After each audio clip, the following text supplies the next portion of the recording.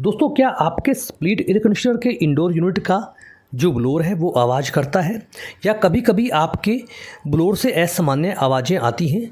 आपकी indoor unit थरथराती है, या उसमें वाइब्रेशन उत्पन्न होती है, या उसमें कुछ असामान्य आवाज़ें आती हैं? तो आज इस वीडियो को देखना मत भूलिएगा।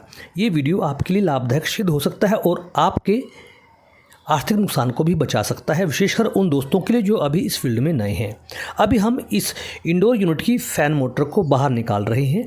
ये कुछ पुराना इंडोर यूनिट है। इसमें जो फ़ैन मोटर की फ़िटिंग होती है वो कुछ पेचीदा होती है। आजकल जो फ़ैन मोटर की फ़िटिंग आ रही है दोस्तों, वो बिल्कुल सिंपल होती है और आराम से निकल जाती है।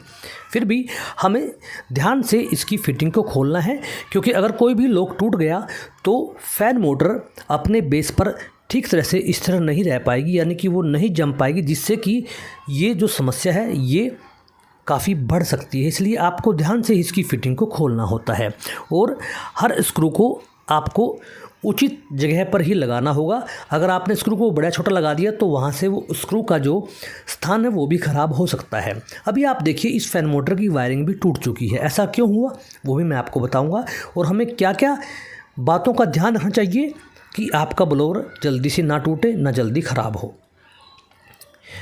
सबसे पहले, जब भी आपको ये लगे कि आपके इंडोर यूनिट से कुछ आवाज़ें आ रही हैं, तो उसको फाइंड कीजिए वो आवाज़ें किस चीज़ की हैं।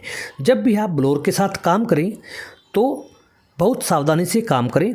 कोई भी पंखुड़ी ब्लोअर की क्रैक नहीं होनी चाहिए। अगर एक भी पंखुड़ी ब्लोअर की क्रैक हो गई तो समझ लीजिए कि वाइब्रेशन होना शुरू हो जाएगी और धीरे धीरे आपका सारा ब्लोअर टूट जाएगा और उससे आपकी फ़ैन मोटर भी ख़राब हो सकती है, जैसा अभी आप देख रहे हैं। इसकी सभी वायरिंग बिल्कुल नज़दीक से कट चुकी हैं। ऐसा क्यों हुआ वो भी मैं आपको बताऊँगा। अब मैं आपको यह बताना चाहता हूँ कि जब भी आपको यह लगे कि आपके इंडोर यूनिट से असामान्य आवाज़ें आ रही हैं, तो टेक्नीशियन से कहिए कि हमारे इंडोर यूनिट का जो ब्लोअर का बुश है उसे चेक कीजिए, उसमें लुब्रिकेशन कीजिए। जब भी आप सर्विसिंग करवाएं एयर कंडीशनर की साल में, तो उसमें लुब्रिकेशन अवश्य कराएं। वो बुश भी मैं आपको अभी दिखाने वाला हूं। अभी हमने इस यूनिट के फ़ैन ब्लोअर को बाहर निकाल लिया है। दोस्तों, फ़ैन ब्लोअर एक ऐसा कंपोनेंट है जो हमारे इंडोर यूनिट की पावर को बढ़ा देता है, अगर वो सही हालत में है तो। अभी आप देखिए, ये पूरी तरह से टूट चुका है और इसकी वजह से फ़ैन मोटर के अंदर इतना वाइब्रेशन उत्पन्न हुआ कि फ़ैन मोटर की सभी वायरिंग कट गई। इससे हमारे लॉक भी टूट सकते हैं। इसमें पहले ही एक जुगाड़ बनाया हुआ था गत्तों की पैकिंग के साथ, जो कि ठीक नहीं था, क्योंकि इसकी जो मेन दो ओरिंग होती हैं वो घिस कर काफ़ी लूज हो चुकी थी, या सिकुड़ कर भी लूज हो जाती हैं। उन्हें उचित समय पर बदलना चाहिए। ये इसका वो बुश है। मैं आपको ओरिंग भी दिखाऊंगा और बुश भी दिखाऊंगा। इसलिए आप जब भी सर्विस कराएं तो ब्लोअर के बुश में लुब्रिकेशन अवश्य करवाएं। अगर फिर भी आवाज़ें नहीं जाती तो आपको ब्लोअर की शाफ्ट चेक करनी है, वो भी मैं आपको आने वाली क्लिप में दिखा रहा हूँ।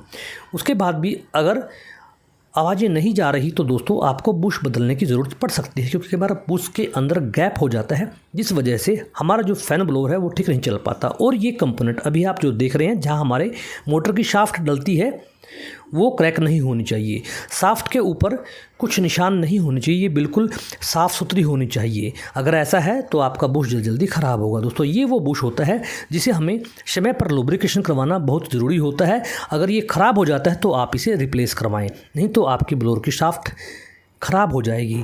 अभी आप देखिए, इसकी पूरी वायरिंग बिल्कुल नज़दीक से ख़राब हो चुकी हैं, टूट चुकी हैं। शायद अब हमें इसे नया लगाना पड़े।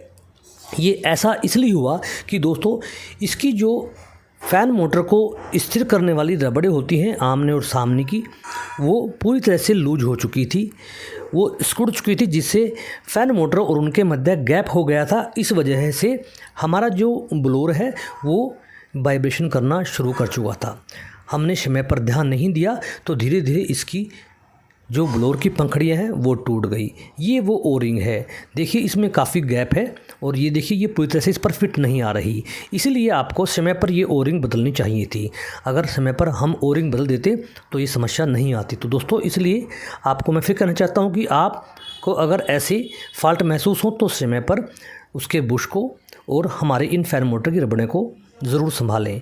अगर आपको फिर भी समस्या आ रही है तो अपने फ़ैन ब्लोअर का जो वेट है उसको देखना चाहिए, वो अनबैलेंस ना हो। वीडियो को लाइक और शेयर